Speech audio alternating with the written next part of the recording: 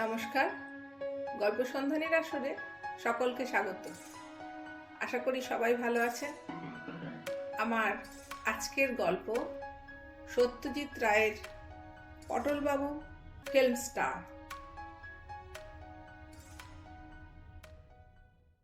পটলবাবু সবে বাজারের থলিটা কাঁধে ঝুলিয়েছেন, এমন সময় বাইরে থেকে নিশিকান্তবাবু হাঁক দিলেন, পটল আছো নাকি হে?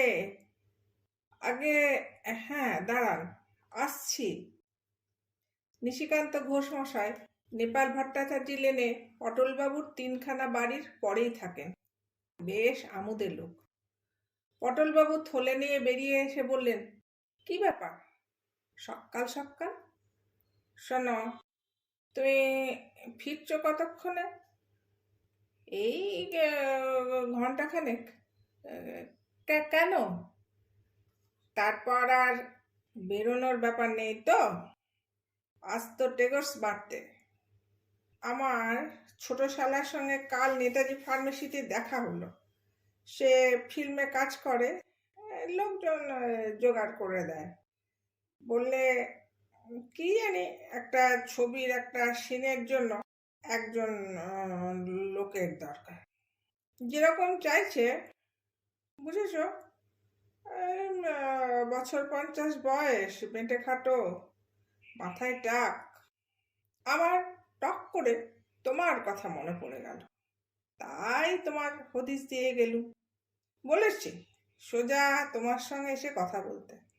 আজ সকালে 10টা নাগাদ আসবে বলেছে। তোমার আপত্তি নেই তো? ওদের রেট হিসেবে কিছু পেমেন্টও দেবে অবশ্যই। সকালবেলা ঠিক এই ধরনের একটা খবর পটলবাবু আশাই করেননি। 52 বছর বয়সে ফিল্মে অভিনয় করার প্রস্তাব আসতে পারে, এটা তার মতো নগণ্য লোকের পক্ষে অনুমান করা কঠিন বই কি। এই যে একেবারে অভাবনীয় ব্যাপার। কি হে, হ্যাঁ কি না বলো? তুমি তো অভিনয় করেছো এককালে, তাই না? হ্যাঁ, মানে না বলার কি আছে। সে আসুক, কথা টথা বলে দেখি। কি কি নাম বললেন আপনার শালার? নরেশ, নরেশ দত্ত। এই বছর 30-এর মতো বয়স, লম্বা দোহারা চেহারা। 10:30 10টা নাগাদ আসবে বলেছে। বাজার করতে গিয়ে আজ পটলবাবু গিন্নির ফরমাস গুলিয়ে ফেলে কালোজিরের বদলে ধানি লঙ্কা কিনে ফেললেন। আর সন্ধ্যা নুনের কথাটা বেমালুম ভুলেই গেলেন। এতে অবশ্যই আশ্চর্য হবার কিছুই নেই। এককালে পটলবাবুর রীতিমতো অভিনয়ের শখ ছিল। শুধু শখ কেন, নেশাই বলা চলে। যাত্রায়, শখের থিয়েটারে, পুজো পার্বণে, পাড়ার ক্লাবের অনুষ্ঠানে তার বাঁধা কাজ ছিল অভিনয় করা। হ্যান্ডবিলে কতবার নাম উঠেছে পটলবাবুর। একবার তো নিচের দিকে আলাদা করে বড় অক্ষরে নাম বেরোলো তার, পরাশরের ভূমিকায় শ্রী শীতলাকান্ত রায় পটলবাবু। তার নামে টিকিট বিক্রি হয়েছে বেশি, এমনও সময় গেছে এককালে। তখন অবশ্য তিনি থাকতেন কাঁচরাপাড়ায়। সেখানেই রেলের কারখানায় চাকরি ছিল তার। 1934 সনে কলকাতার হাডসন অ্যান্ড কিম্বার্লি কোম্পানিতে আরেকটু বেশি মাইনের একটা চাকরি আর নেপাল ভট্টাচার্য লেনে এই বাড়িটা পেয়ে পটলবাবু সস্ত্রীক কলকাতায় চলে আসেন। কটা বছর কেটেছিল ভালোই। আপিসের সাহেব বেশ স্নেহ করতেন পটলবাবুকে।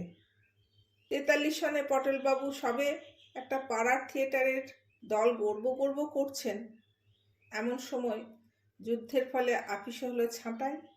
আর পটলবাবুর 9 বছরের সাধের চাকুরিটা কর্পূরের মতো উবে গেল। সেই থেকে আজ অবধি বাকি জীবনটা রোজগারের ধান্দায় কেটে গেছে পটলবাবুর।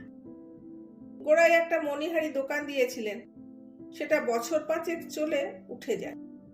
তারপর একটা বাঙালি অফিসে কেরানিগিরি করেছিলেন কিছুদিন, কিন্তু বড় কর্তা বাঙালি সাহেব মিস্টার মিটারের ঔদ্ধত্য আর অকারণ চোখ রাঙানি সহ্য করতে না পারায় নিজেই ছেড়ে দেন সে চাকরি। তারপর এই 10টা বছর ইন্স্যুরেন্সের দালালি থেকে শুরু করে কি না করেছেন পটলবাবু, কিন্তু যে অভাব, যে টানাটানি, সে আর দূর হয়নি কিছুতেই। সম্প্রতি তিনি একটা লোহা লক্করে দোকানে ঘোরাঘুরি করছেন। তার এক খুড়তুতো ভাই বলেছে সেখানে একটা ব্যবস্থা করে দেবে। আর অভিনয়, সে তো যেন আর এক জন্মের কথা। অজান্তে এক একটা দীর্ঘশ্বাসের সঙ্গে আবছা আবছা মনে পড়ে যায়, এই আর কি।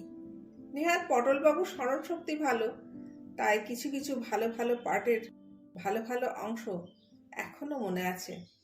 শুনো, পুনঃ পুনঃ গান্ডিব ঝঙ্কার, সপক্ষ আকুল মহারণে, যিনি শত পবন হুঙ্কার, পর্বত আকারে গদা করেছে ঝঙ্কার, বৃকদর সঞ্চালনে।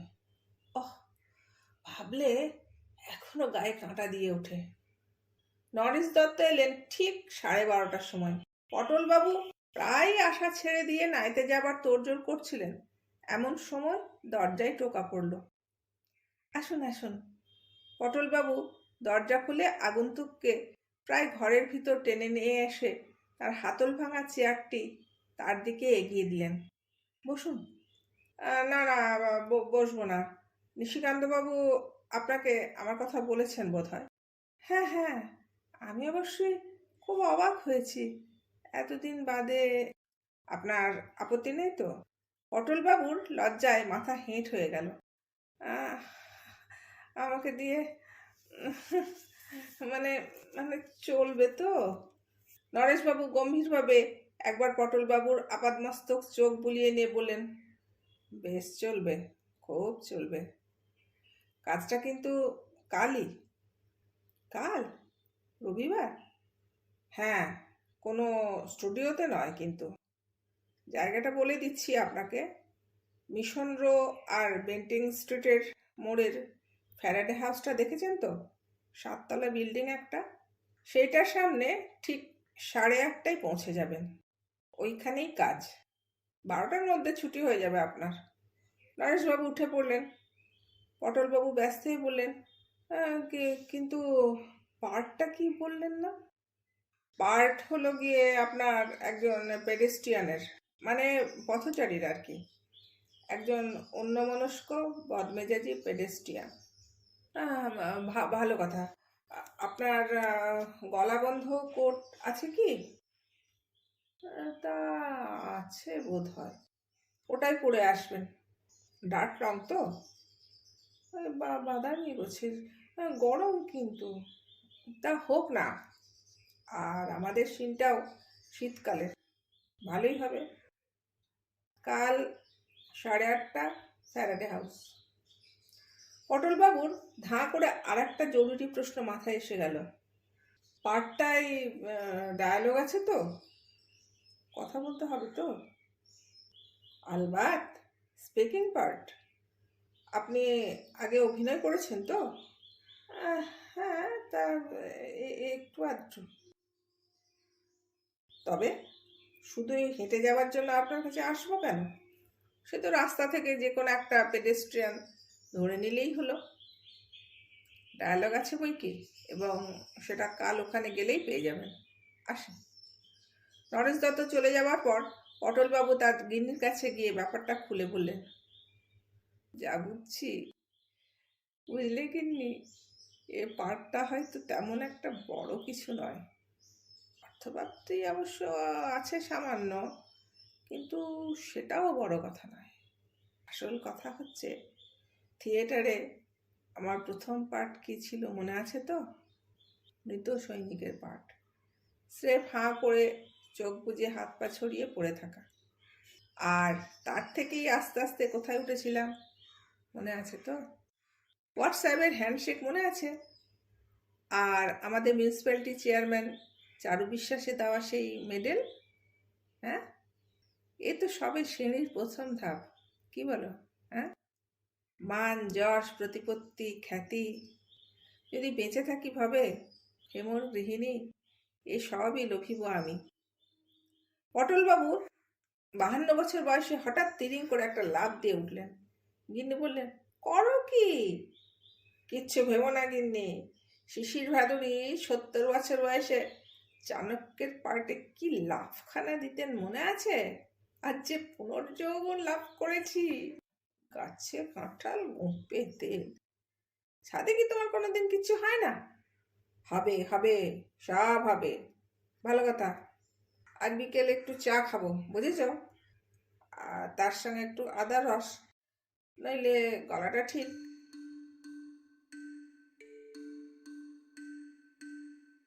পরদিন সকালে মেট্রোপলিটন কোম্পানি ঘড়িতে যখন 8:07, তখন পটলবাবু এসপ্ল্যানেড এসে পৌঁছলেন।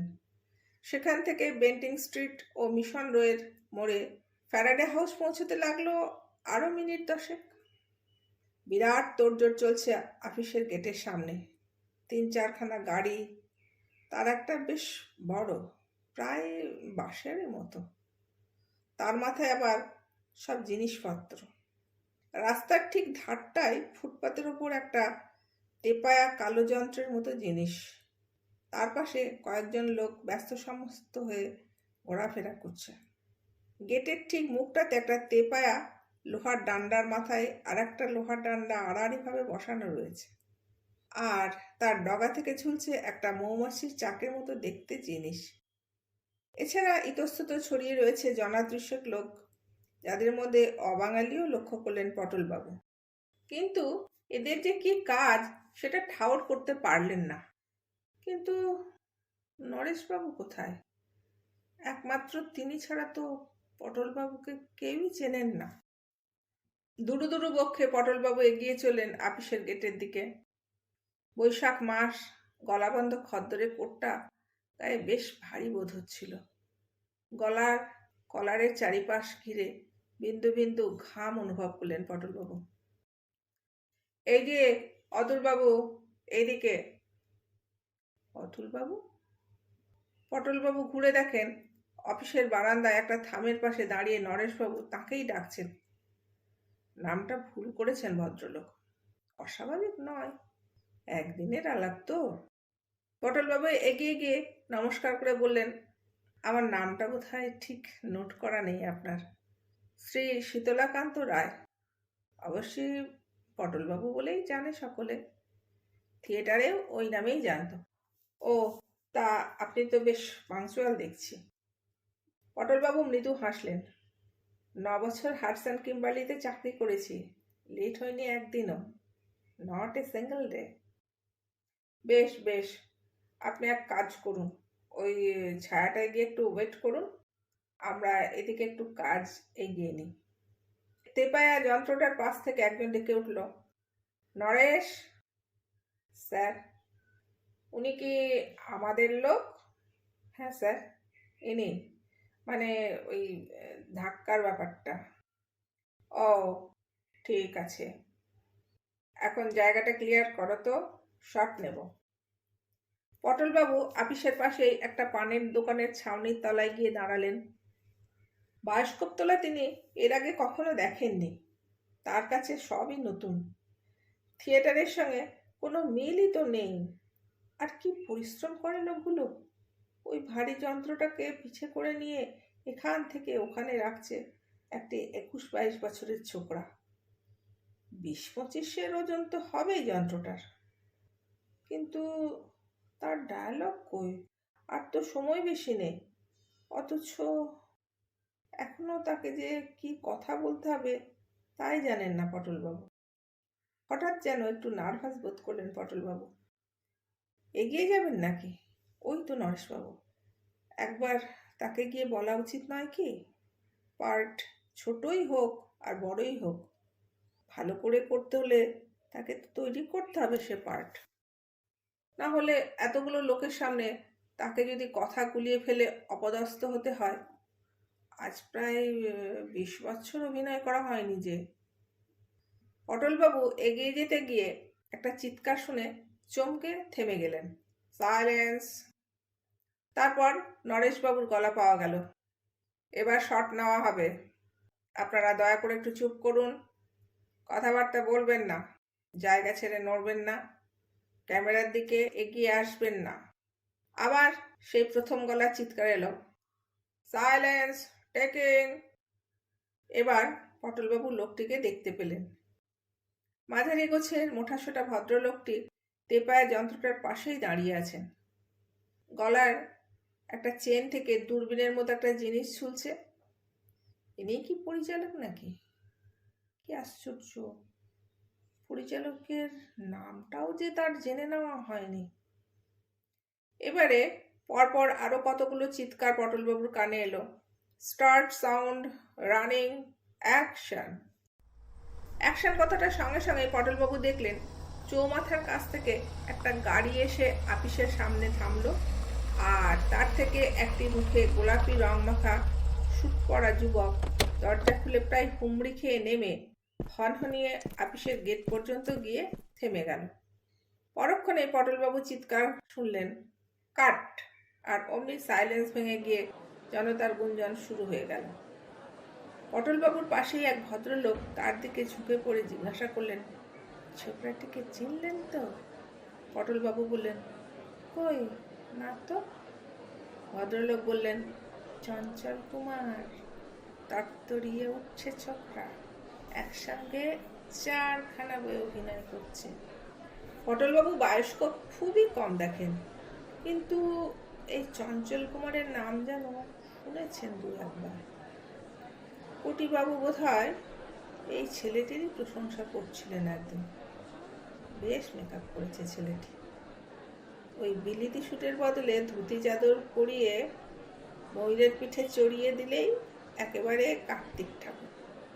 কাঁচরাপাড়ার মনথোষ ওরপে চিনু চেহারা কতকটা ওই রকমই ছিল বটে। বেড়ে ফিমেল পাঠ করতো চিনু।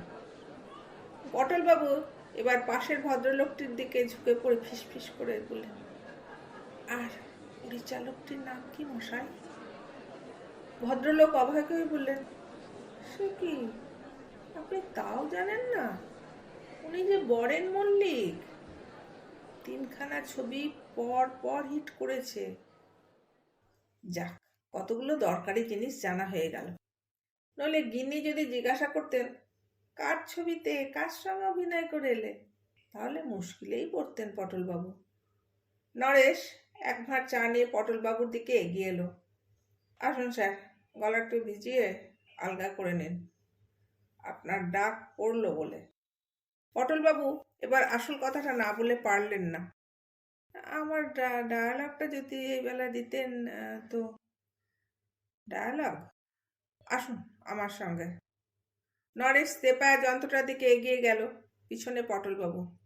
এই শশাঙ্ক! একটি হাফ শার্ট পরা ছোকরা এগিয়ে এলো নরেশের দিকে। নরেশ তাকে বলল, এই ভদ্রলোক ও ডায়ালগ চাইছেন, একটা কাগজে লিখে দে তো সেই ধাক্কার ব্যাপারটা। শশাঙ্ক পটলবাবুর দিকে এগিয়ে এলো। আসুন দাদু। এই জ্যোতি, তো কলমটা একটু দে তো, দাদুকে ডায়ালগটা দিয়ে দিই। জ্যোতি ছেলেটি তার পকেট থেকে একটা লাল কলম বার করে শশাঙ্কর দিকে এগিয়ে দিল। শশাঙ্ক তার হাতের খাতা থেকে একটা সাদা পাতা ছেড়ে কলম দিয়ে তাতে কি জানি লিখে কাগজটা পটলবাবুকে দিল। পটলবাবু কাগজটার দিকে চেয়ে দেখলেন তাতে লেখা রয়েছে, আহ আহ। পটলবাবুর মাথাটা কেমন ঝিমঝিম করে উঠল। কোটটা খুলতে ফেলতে পারলে ভালো হতো। গরম হঠাৎ অসহ্য হয়ে উঠেছে। শশাঙ্ক বলল, দাদু যে গুম মেরে গেলেন, কঠিন মনে হচ্ছে? এটা কি তাহলে ঠাট্টা করছে? সমস্ত ব্যাপারটাই কি একটা বিরাট পরিহাস? তার মতো নিরীহ নির্বিবাদ মানুষকে ডেকে এনে এত বড় শহরের এত বড় রাস্তার মাঝখানে ফেলে রং তামাশা? এত নিষ্ঠুরও কি মানুষ হতে পারে? পটলবাবু শুকনো গলায় বললেন, ব্যাপারটা ঠিক বুঝতে পারছি না। কেন বলুন তো? শুধু আহ, আর কোনো কথা নেই? শশাঙ্ক চোখ কপালে তুলে বললেন, বলেন কি দাদু, এ কি কম হলো নাকি? এ তো রেগুলার স্পিকিং পার্ট। বরেন মল্লিকের ছবিতে স্পিকিং পার্ট? আপনি বলছেন কি? আপনি তো ভাগ্যবান লোক মশাই। জানেন, আমাদের এই ছবিতে আজ অবধি প্রায় 150 লোক পাঠ করে গেছে, যারা কোনো কথাই বলেনি। শুধু ক্যামেরার সামনে দিয়ে হেঁটে গেছে। অনেকে আবার হাঁটেও নি, স্রেফ দাঁড়িয়ে থেকেছে। কারুর কারুর মুখ পর্যন্ত দেখা যায়নি। আজকেও দেখুন না, এই যে ওরা সব দাঁড়িয়ে আছেন ল্যাম্পপোস্টের পাশে, ওরা সবাই আছেন আজকের সিনে, কিন্তু একজনেরও একটিও কথা নাই। এমনকি আমাদের যে নায়ক চঞ্চল কুমার, তারও আজ কোনো ডায়ালগ নেই, কেবলমাত্র আপনার কথা, বুঝেছেন? এবার জ্যোতি বলে ছেলেটি এগিয়ে এসে পটলবাবুর কাঁধে একটা হাত রেখে বলল, শুনুন দাদু, ব্যাপারটা বুঝে নিন। চঞ্চল কুমার হলেন এই আপিসের বড় চাকুরে। সিনটায় আমরা দেখাচ্ছি যে আপিসে একটা ক্যাশ ভাঙার খবর পেয়ে উনি হন্তদন্ত হয়ে এসে দৌড়ে আপিসে ঢুকছেন।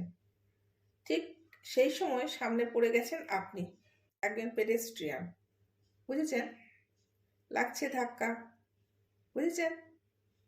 আপনি ধাক্কা খেয়ে বলছেন আহ, আর চঞ্চল আপনার দিকে দৃকপাত না করে ঢুকে যাচ্ছে আপিসে। আপনাকে অগ্রাহ্য করাতে তার মানসিক অবস্থাটা ফুটে বেরোচ্ছে, বুঝেছেন? ব্যাপারটা কত ইম্পর্টেন্ট ভেবে দেখুন। এবার শশাঙ্ক এগিয়ে এসে বললেন, শুনলেন তো, যান এবার একটু ওদিকটা যান দেখি, এদিকটা ভিড় করলে কাজের অসুবিধা হবে। আর একটা শর্ট আছে, তারপর আপনার ডাক পড়বে। পটলবাবু আস্তে আস্তে আবার পানের দোকানটার দিকে সরে গেলেন। ছাউনির তলায় পৌঁছে হাতের কাগজটার দিকে আর দৃষ্টিতে দেখে আশপাশের কেউ তার দিকে দেখছে কিনা দেখে কাগজটা কুণ্ডুলি পাকে নর্দমার দিকে ছুঁড়ে ফেলে দিলেন। আহ, একটা বিরাট দীর্ঘশ্বাস পটলবাবুর বুকের ভেতর থেকে ওপরে উঠে এলো। শুধু একটি মাত্র কথা, কথাও না, শব্দ। আহ, গরম অসহ্য হয়ে আসছে। গায়ের কোটটা মনে হয় যেন মন খানেক ওজন। আর দাঁড়িয়ে থাকা চলে না, পা অবশ হয়ে গেছে। পটলবাবু এগিয়ে গিয়ে পানের দোকানের ওদিকের আপিসটার দরজার সিঁড়ির ওপর বসে পড়লেন। 9:30 বাজে। করালিবাবুর বাড়িতে শ্যামাসঙ্গীত হয় রোববার সকালে। পটলবাবু নিয়মিত গিয়ে শোনেন, বেশ লাগে। সেইখানেই যাবেন নাকি? চলে গেলে ক্ষতিটা কি? এসব বাজে খেলো লোকের সংসারকে রবিবারে সকালটা মাটি করে লাভ আছে কিছু? আর অপমানের বোঝাটাও যে বইতে হবে সেই সঙ্গে। সাইলেন্স! দূর, নিকুচি করেছে তো সাইলেন্সে। যা না কাজ তার 32 গুণ ফুটুনি আর ভরম। এর চেয়ে থিয়েটারের কাজ। Theatre, theatre. অনেক কাল আগের একটা ক্ষীণ স্মৃতি পটলবাবুর মনের মধ্যে জেগে উঠল। একটা গম্ভীর সংযত অথচ সুরেলা কণ্ঠস্বরে বলা কতগুলো অমূল্য উপদেশের কথা। একটা কথা মনে রেখো পটল, যত ছোট পার্টি তোমাকে দেওয়া হোক, তুমি জেনে রেখো তাতে কোনো অপমান নেই। শিল্পী হিসেবে তোমার কৃতিত্ব হবে সেই ছোট্ট পার্টি থেকেও শেষ রসটুকু নিংড়ে বার করে তাকে সার্থক করে তোলা। থিয়েটারের কাজ হলো 5 জনে মিলেমিশে কাজ। সকলের সাফল্য জড়িয়েই নাটকের সাফল্য। পাকরাশি মশাই দিয়েছিলেন এই উপদেশ পটলবাবুকে। গগন পাকরাশি। পটলবাবুর নাট্যগুরু ছিলেন তিনি। আশ্চর্য অভিনেতা ছিলেন গগন পাকরাশি। অথচ দম্ভের লেশমাত্র ছিল না তার মনে। ঋষিতুল্য মানুষ আর শিল্পীর সেরা শিল্পী। আরও একটা কথা বলতেন পাকরাশি মশাই, নাটকের এক একটা কথা হলো এক একটা গাছের ফল। সবাই নাগাল পায় না সে ফলের। যারা পায় তারাও হয়তো তার খোসা ছাড়াতে জানে না। কাজটা আসলে হলো তোমার, অভিনেতা। তোমাকে জানতে হবে কি করে সে ফল পেড়ে তার খোসা ছাড়িয়ে তার থেকে রস নিংড়ে বার করে সেটা লোকের কাছে পরিবেশন করতে হয়। গগন পাকরাশির কথা মনে হতে পটলবাবুর মাথা আপনা থেকেই নত হয়ে এলো। সত্যিই কি তার আজকের পাঠটার মধ্যে কিছুই নেই? একটি মাত্র কথা তাকে বলতে হবে, আহ! কিন্তু একটা কথা বলে কি এক কথায় তাকে উড়িয়ে দেওয়া যায়? আহ আহ আহ আহ আহ পটলবাবু বারবার নানান সুরে কথাটাকে আওড়াতে লাগলেন। আওড়াতে আওড়াতে ক্রমে তিনি একটা আশ্চর্য জিনিস আবিষ্কার করলেন। এই আহ কথাটাই নানান সুরে নানাভাবে বললে মানুষের মনের নানান অবস্থা প্রকাশ করছে। চিমটি খেলে মানুষ যেভাবে আহ বলে, গরমে ঠান্ডা শরবত খেয়ে মোটেই সেভাবে আহ বলে না। এ দুটো আহ একেবারে আলাদা রকমের। আবার আচমকা কানে সুরসুরি খেলে বেরোয় আরও আর এক রকমের আহ। আর এছাড়া আর কত রকমের আহ আছে। দীর্ঘশ্বাসের আহ, তাচ্ছিল্যের আহ, অভিমানের আহ, ছোট করে বলা আহ, লম্বা করে বলা আহ, চেঁচিয়ে বলা আহ, মৃদু স্বরে আহ, চড়া গলায় আহ, খাদে গলায় আহ। আবার আটা খাদে শুরু করে বিসর্গীয়টার সুর চড়িয়ে আহ। আশ্চর্য! পটলবাবুর মনে হলো তিনি যেন ওই একটি কথা নিয়ে একটা আস্ত অভিধান লিখে ফেলতে পারেন। এত নিরুৎসাহ হচ্ছিলেন কেন তিনি? এই একটা কথা যে একেবারে সোনার খনি, তেমন তেমন অভিনেতা তো এই একটা কথাতেই বাজিমাত করে দিতে পারে। সাইলেন্স! পরিচালক মশাই ওদিকে আবার হুঙ্কার দিয়ে উঠেছেন। পটলবাবু দেখলেন জ্যোতি ছোকরাটি তার কাছেই ভিড় সরাচ্ছে। ছোকরাকে একটা কথা বলা দরকার। পটলবাবু দ্রুত পদে এগিয়ে গেলেন তার কাছে। আমার কাজটা হতে কতক্ষণ দেরি ভাইয়া? অত ব্যস্ত খাচ্ছেন কেন দাদু? একটু ধৈর্য ধরতে হয় এসব ব্যাপারে। আরো আধ ঘন্টা খানেক লাগবে। নিশ্চয় নিশ্চয়, অপেক্ষা করবো বই কি। আমি কাছাকাছি আছি।